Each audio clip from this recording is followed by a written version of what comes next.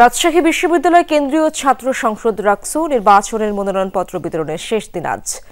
তৃতীয় দিনের মতো সকাল 10টা থেকে রাকসু কোষাধ্যক্ষের কার্যালয়ে শুরু হয় এই কার্যক্রম, চলবে বিকেল 5টা পর্যন্ত। ওয়ালটন এখন দেশের সীমানা পেরিয়ে পৌঁছে গিয়েছে 50টিরও বেশি দেশে। ওয়ালটন, ঘরে ঘরে বিশ্বজুড়ে। একই সাথে হল সংসদ ও সিনেট ছাত্র প্রতিনিধি নির্বাচনের মনোনয়নপত্র সংগ্রহের সময়ও শেষ হচ্ছে আজ। প্রথম দুদিনে রাকসুর বিভিন্ন পদে 16 জন মনোনয়নপত্র নেন। বুধ ও বৃহস্পতিবার মনোনয়নপত্র জমা দিতে পারবেন প্রার্থীরা।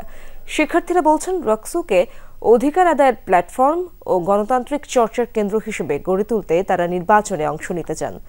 ঘোষিত তফসিল অনুযায়ী আগামী 15 সেপ্টেম্বর রাকসুর ভোট গ্রহণ হওয়ার কথা রয়েছে।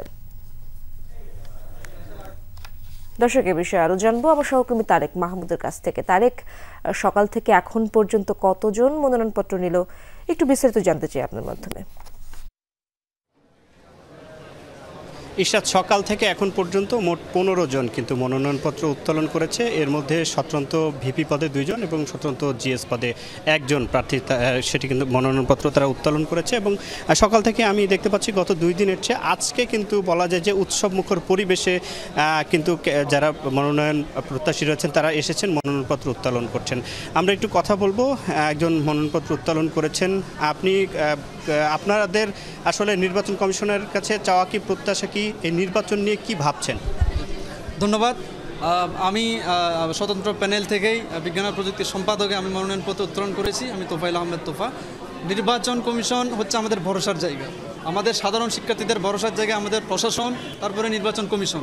নির্বাচন কমিশনেরই প্রত্যেকটা সুষ্ঠু পদক্ষেপে হবে একটা সুন্দর একটা ডিসিপ্লিন অনুযায়ী একটা নির্বাচন।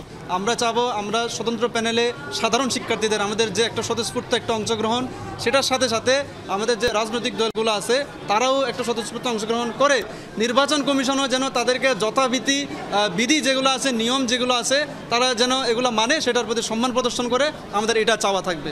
ধন্যবাদ আপনাকে। ইশরাত শুনছিলেন। এবং সেই সাথে সাথে আজকে যে উত্তোলনের শেষ দিন হলেও নির্বাচন কমিশনের সাথে আমি কথা বলেছি, তারা বলেছেন যে আগামীতে কিন্তু আজকে বিকেলে তারা বসে যেহেতু আরও বিভিন্ন রাজনৈতিক সংগঠন রয়েছে, ছাত্রদল থেকে ইসলামী ছাত্র শিবির, বিভিন্ন বাম ছাত্র সংগঠন রয়েছে, অনেকে কিন্তু এখনও মনোনয়নপত্র উত্তোলন করেনি।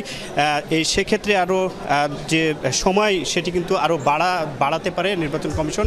এবং সেই সাথে সাথে আজকে সকাল থেকে আমি যতদূর দেখছি যে 15 জন মনোনয়নপত্র উত্তোলন করেছেন, গতকালকে 10 জন উত্তোলন করেছিলেন এবং প্রথম দিন 5 জন উত্তোলন করেছেন। এখন পর্যন্ত রাকসুর এই যে নির্বাচনী যে কার্যালয়টি রয়েছে সেখানে কিন্তু উৎসবমুখর পরিবেশে সবাই মনোনয়নপত্র উত্তোলন করছেন। ইশরাত, ধন্যবাদ আপনাকে।